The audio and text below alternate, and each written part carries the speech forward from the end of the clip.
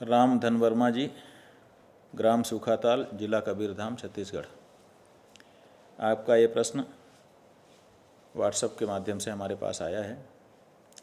आप पूछ रहे हैं कि मन और वाणी एक नहीं है, मन गलत सोच रहा है और वाणी से राम निकल रहा है, तो इसमें पुण्य और पाप का फल हमें बताने की कृपा करें, या इन दोनों में मन का गलत सोचना या राम का नाम लेना कौन ज़्यादा महत्वपूर्ण होगा।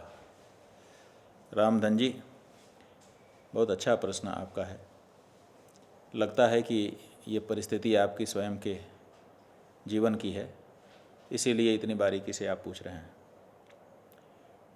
वैसे तो हमारे यहाँ ये बताया गया है कि कर्मण्येकम मनस्येकम वचस्येकम महात्मनाम, कर्मण्यत मनस्यन्यत वचस्यन्यत दुरात्मनाम। महात्मा और दुरात्मा की पहचान यही है। महात्मा जैसा मन में सोचता है वैसी ही वाणी बोलता है और वैसा ही व्यवहार करता है, और दुरात्मा मन में सोचता कुछ और है, वाणी से बोलता कुछ और है और करता कुछ और ही है। तो महात्मा और दुरात्मा की ये जो पहचान बताई गई, उसमें मन में अलग सोचना, वाणी से अलग बोलना और व्यवहार में कुछ अलग ही हो जाना, पहचान तो दुरात्मा की है। लेकिन अच्छाई इसमें क्या है? अच्छाई इसमें है कि कम से कम भले मन अच्छा नहीं सोच रहा है, गलत सोच रहा है, लेकिन वाणी से तो अच्छा किया जा रहा है। मन के सोचने पर अभी नियंत्रण आपका नहीं है, लेकिन वाणी पर तो कम से कम नियंत्रण है। मन में जो सोच रहे हैं वही तो नहीं कह दे रहे हैं, तो ये अच्छी बात है। कम से कम वाणी से आप राम नाम ले रहे हैं। और आपको हम बताना चाहेंगे कि कलयुग कर यह अमित प्रतापा, मानस पुण्य हो ही नहीं पापा। कलयुग की यही विशेषता है। वैसे तो कली में अनेक दोष हैं, लेकिन कुछ गुण भी हैं। इसी कारण से तो राजा परीक्षित ने कलयुग को रहने के लिए जगह दे दी थी। क्यों? क्योंकि कलयुग में हजार दोष हों, लेकिन एक अच्छी बात यह है कि मन में अगर आप पाप सोचें या पुण्य सोचें तो मानस पुण्य हो ही नहीं पापा। कलयुग में मानस पुण्य होगा। अगर आपने सोच लिया कि मैं गंगा स्नान करने जाऊंगा और नहीं जा पाए, तो पुण्य गंगा स्नान का मिल जाएगा। और अगर आपने सोच लिया कि मैं अमुक पाप करूंगा, लेकिन पाप नहीं किए, तो पाप नहीं लगेगा आपको। तो ऐसे ही मन में गलत सोच आपके आ रही है, लेकिन उसका जब तक अनुष्ठान नहीं करते हैं, जब तक उस गलत सोच को क्रियान्वित नहीं कर देते हैं, तब तक उसका कोई दोष आपको लगने वाला नहीं है। यह कलयुग महाराज का प्रभाव है। अन्यथा दूसरा युग होता तो आपके सोचा हुआ भी गलत आपको गलत परिणाम दे जाता। तो कम से कम इतने में आप बचे हैं और वाणी से भगवान का नाम ले ही रहे हैं, तो उसका पुण्य हो ही रहा है। तो हम समझते हैं कि आपको चिंता करने की आवश्यकता नहीं है। वाणी से राम राम कहिए। वाणी का राम नाम जब आपके मुंह से निकलेगा तो कान से फिर से अंदर घुस जाएगा। आपकी कही गई बात आप स्वयं भी तो सुनते ही हैं। प्रविष्टः कर्णरंध्रेण, कर्णरंध्र से अगर भगवान के नाम का प्रवेश हो जाता है हृदय में, तो धुनोति शमलम कृष्ण।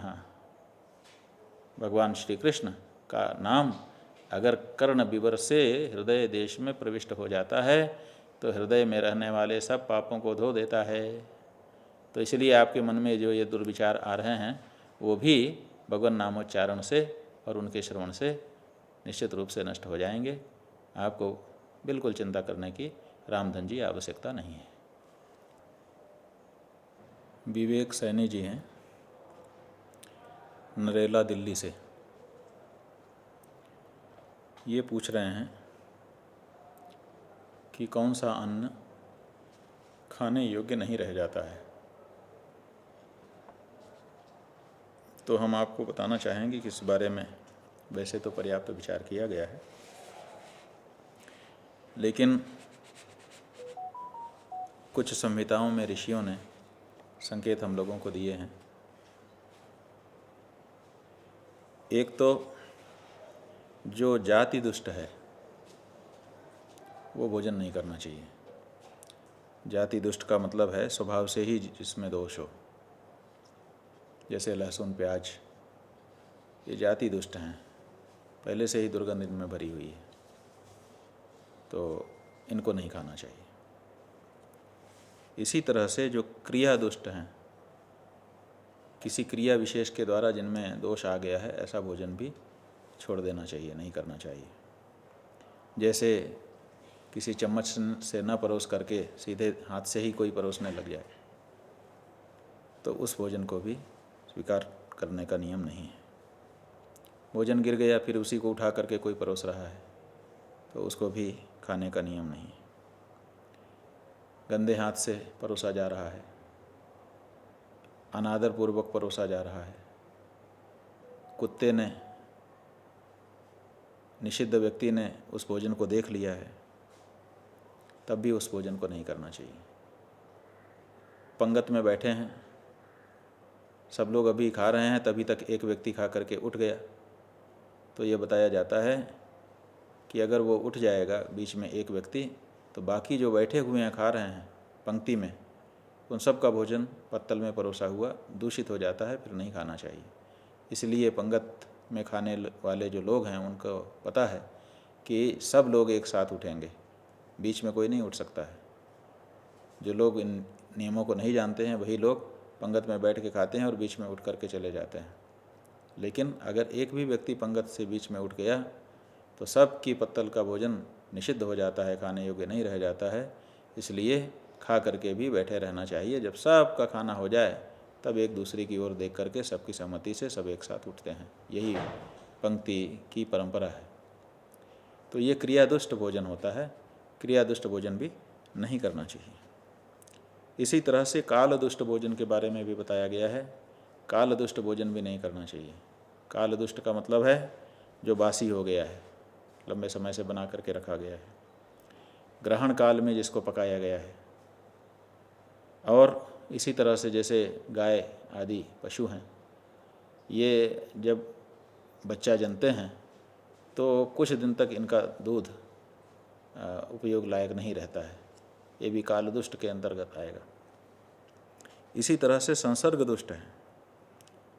कीड़ा पड़ गया भोजन में, बाल पड़ गया भोजन में, कोई अपवित्र वस्तु चली गई, हड्डी आदि वो गिर गई भोजन में, अथवा बिल्ली ने मुंह मार दिया, ये सब भोजन जो हैं ये संसर्ग दुष्ट होते हैं और ऐसा भोजन भी नहीं करना चाहिए, छोड़ देना चाहिए। भावदुष्ट पदार्थों के बारे में भी त्याज्य ही बताया गया है, जिनको देख करके आपका भाव दूषित हो जाए। कुछ लोगों को कोई ऐसी वस्तु होती है जिसको संवार करके रखा जाए तो देख करके कुछ और याद आता है। तो जिन वस्तुओं को, जिन भोजन के पदार्थों को देख करके आपका भाव दूषित होने लगे, कुछ ऐसी चीज़ याद आने लगे जिससे मन बिगड़ जाए, तो उस भाव दूषित पदार्थ को भी नहीं खाना चाहिए। जिससे घृणा उत्पन्न हो, देखते ही, चाहे परोसने के तरीके से हो जाए, चाहे उसका रंग रूप देख करके हो जाए, अगर मन में घृणा आ जाए तो फिर उसको नहीं खाना चाहिए। रसदुष्ट भोजन भी निषिद्ध है। रसदुष्ट का मतलब कि बहुत लंबे समय से बना करके रखा गया है, अब उसका स्वाद ही उसमें से निकल करके ख़त्म हो गया, सूख गया एक तरह से, तो जिसमें रस समाप्त हो चुका है, ऐसा भोजन भी त्याज्य ही है।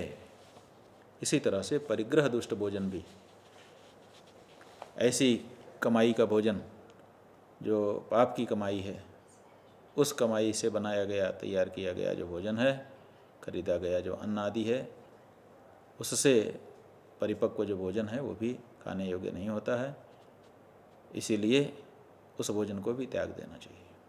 पतित व्यक्ति का भोजन, व्यभिचारी व्यक्ति का भोजन, किसी पाप कर्म में पहचान लिए गए व्यक्ति का भोजन अस्वीकार कर देना चाहिए। वो परिग्रह दुष्ट भोजन की श्रेणी में आता है।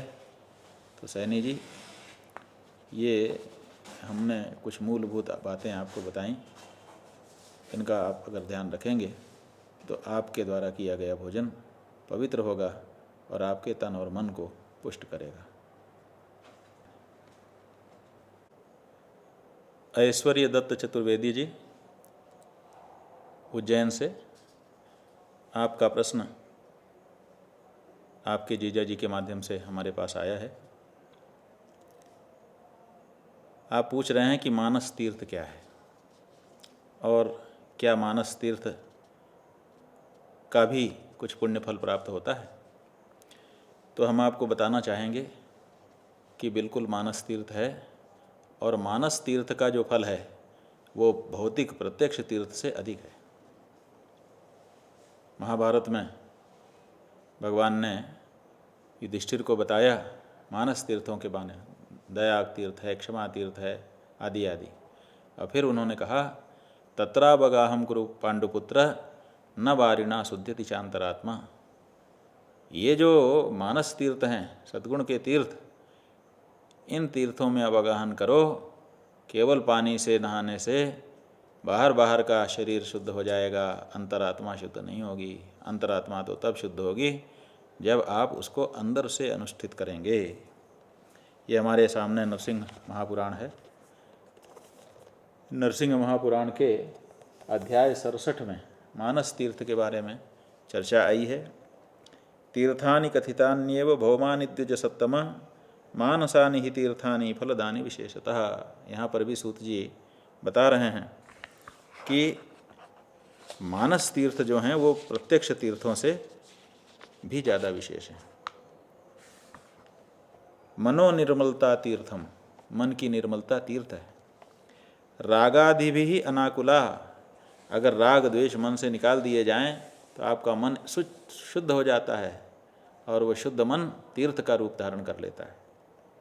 सत्यम तीर्थम, अगर आप सत्यवाणी बोलते हैं तो आपकी जिह्वा ही तीर्थ हो जाती है।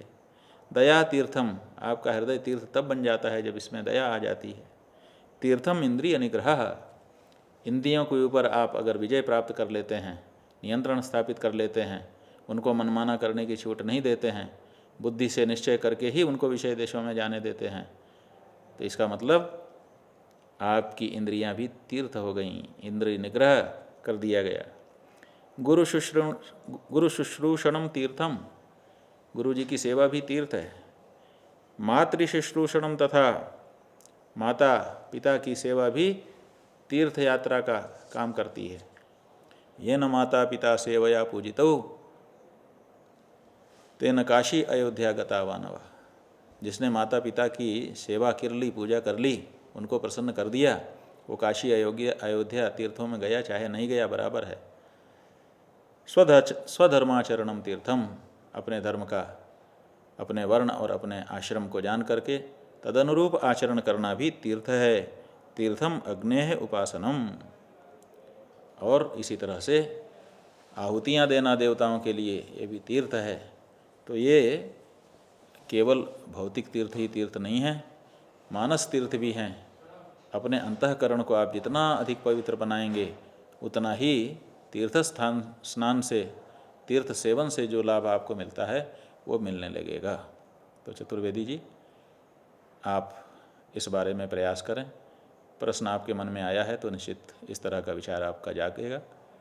हम कामना करेंगे कि आपका अंतःकरण पवित्र हो और वो तीर्थ का रूप धारण कर ले। नारायण। सहरसा बिहार से दीपक जी पूछ रहे हैं कि गुरु के अभिवादन की विधि क्या है। अभिवादन माने यहाँ प्रणाम है। देखिए, हमारे यहाँ अपने नाम का उल्लेख करते हुए, अपने पिता के नाम का उल्लेख करते हुए, अपने कुल की विशेषता बताते हुए बड़ों को प्रणाम करने का नियम है। लेकिन अभी उतना गहराई में न जा करके हम सामान्य विधि आपको बता रहे हैं। मनुस्मृति के दूसरे अध्याय में गुरु के अभिवादन की विधि लिखी गई है। ये हमारे हाथ में मनुस्मृति है। इसके दूसरे अध्याय में 72वां श्लोक आपको पढ़ करके हम बता रहे हैं, जिसमें लिखा है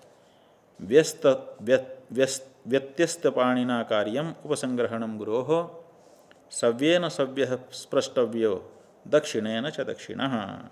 खास बात गुरु जी को प्रणाम करने के समय में ये है कि गुरु जी को जब हम प्रणाम करें तो ऐसे एक प्रणाम करना चाहिए कि हमारा दाहिना हाथ गुरु जी के दाहिने पैर में लगे और जो बायां हाथ है गुरु जी के बाएं पैर में लगे। एक बात। माने दाहिने से दाहिने का स्पर्श करना है, बाएं से बाएं का। इसका मतलब कि हाथ को इस तरह से क्रॉस कर लेना है। और दूसरे ऐसे उल्टा नहीं, माने नाखून अपने से बड़ों को नहीं दिखाना चाहिए। वो शस्त्र माने जाते हैं किसी भाव विशेष में, तो अपने से शत्रु को शस्त्र दिखाए जाते हैं, गुरुजनों को शस्त्र नहीं दिखाया जाता। इसलिए शिष्टाचार ये है कि ऐसे हथेली को ऊपर कर ले और फिर दोनों हाथों को ऐसे व्यत्यस्त कर ले और फिर दोनों तलवों के नीचे लगा करके चरण की धूली आती हो उस तरह से प्रणाम करना चाहिए। तो गुरु जी को प्रणाम करने का नियम यह है कि दाहिने हाथ से दाहिना पैर, बाएं हाथ से बायां पैर छुआ जाए और हाथों को उतान रखे, हथेली ऊपर की तरफ रहे, ऐसे रखे। क्यों? क्योंकि ये भी स्मृतियों में कहा गया है, उत्तानाभ्याम हस्ताभ्याम दक्षिणम सव्येन सव्यम पादावभिवादयेत्। चरण बंधन करने का नियम यह है कि दोनों हाथ उतान हों और दाहिने से दाहिना और बाएं से बायां छुआ जाए। तो इस विधि से गुरु जी के चरणों का स्पर्श आप करेंगे तो आपको प्रणाम करने का पूर्ण फल प्राप्त होगा, क्योंकि आप विधि पूर्वक कर रहे हैं। क्या होता है कि हम करते हैं चीज़ों को लेकिन विधि पूर्वक नहीं करते हैं, इसीलिए उसका सही फल हमको प्राप्त नहीं होता है। तो हम जो कुछ करते हैं शास्त्रों से उसकी विधि जान लेना चाहिए कि ये काम हम करने आरती कर रहे हैं तो आरती की विधि जान लो, नहीं तो कुछ भी घुमाओगे, पता चला कि सीधे का उल्टा हो गया, उल्टे का सीधा हो गया। तो जो कुछ भी आप करने जा रहे हैं, यहाँ तक कि प्रणाम ही, तो आपको विधि विधान के साथ कार्य करना चाहिए। इससे जो कार्य आप कर रहे हैं उसका पूर्ण फल आपको प्राप्त होता है, अन्यथा फल में कुछ कमी रह जाती है। जितने अंश में आप गड़बड़ी करेंगे उतने अंश में फल में कमी रह जाएगी, अथवा उल्टा ही फल हो जाएगा। तो आपने अच्छा किया कि ये पूछा, और हमको भी अच्छा लग रहा है कि छोटी सी ही सही बात आपको बताई गई और आप इसको जान करके निश्चित रूप से वैसा करेंगे, हम समझ सकते हैं। नारायण।